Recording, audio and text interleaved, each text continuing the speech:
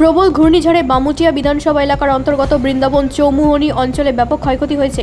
ঝড়ের তাণ্ডবে বহু গাছ উপড়ে পড়েছে, অসংখ্য বসতবাড়ি ক্ষতিগ্রস্ত হয়েছে, বিদ্যুৎ সরবরাহ ব্যবস্থা বিপর্যস্ত হয়েছে এবং একটি হাঁসের খামার সহ বিভিন্ন স্থাপনা মারাত্মকভাবে ক্ষতিগ্রস্ত হয়েছে। ফলে স্থানীয় বাসিন্দারা চরম দুর্ভোগের সম্মুখীন হয়েছেন। ক্ষয়ক্ষতির খবর পেয়ে ঘটনাস্থল পরিদর্শনে যান এলাকার বিধায়ক নয়ন সরকার। তার সঙ্গে উপস্থিত ছিলেন বামুটিয়া এলাকার সিপিআইএম নেতা পার্থ দাস, বিষ্ণু দাস সহ দলের অন্যান্য নেতৃবৃন্দ এবং স্থানীয় বাসিন্দারা। তারা ক্ষতিগ্রস্ত এলাকা ঘুরে দেখেন এবং ক্ষতিগ্রস্ত পরিবারগুলোর সঙ্গে কথা বলে তাদের সমস্যা শোনেন। পরিদর্শন শেষে বিধায়ক নয়ন সরকার জানান, ক্ষয়ক্ষতির বিষয়টি তিনি দ্রুত মোহনপুর মহকুমা শাসকের দৃষ্টিগোচর করবেন। পাশাপাশি ক্ষতিগ্রস্ত পরিবারগুলোর জন্য সরকারি ক্ষতিপূরণ এবং প্রয়োজনীয় ত্রাণ ও পুনর্বাসনের ব্যবস্থা নিশ্চিত করতে প্রশাসনের কাছে জোরালো দাবি জানাবেন বলেও তিনি আশ্বাস দেন। এদিকে ক্ষতিগ্রস্ত বাসিন্দারা দ্রুত সরকারি সহায়তা প্রদানের দাবি জানিয়েছেন।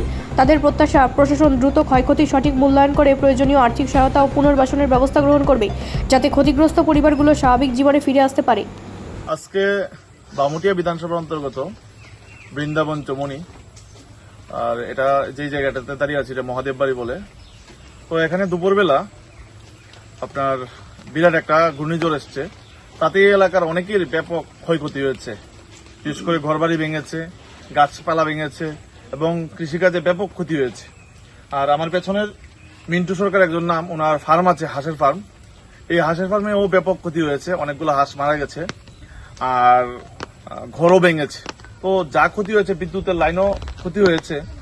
তো এলাকার যারা আছেন, সাথে ছিল আমার সাথে এলাকাবাসীরা, তো তাদের একটাই দাবি এখন সরকারি তরফ থেকে যাতে তাদেরকে সাহায্য করা হয়, কারণ এখানে শ্রমজীবী অংশের মানুষ সবাই কৃষিকাজের উপরেই বা পশুপালন প্রতিপালনের মাধ্যমে জীবন জীবিকা নির্বাহ করছেন।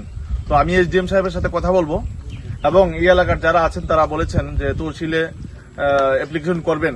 তো তহসিলে অ্যাপ্লিকেশন করার পর আমি এসডিএম সাহেবকে আবেদন করব যাতে সহজ জমিনে এসে এখানে তদন্ত করে বা কতটুকু ক্ষয়ক্ষতি হয়েছে সেটা নিরীক্ষে যাতে তাদের ক্ষতিপূরণ দেওয়া। ব্যুরো রিপোর্ট, রাষ্ট্রীয় প্রসার বাংলা।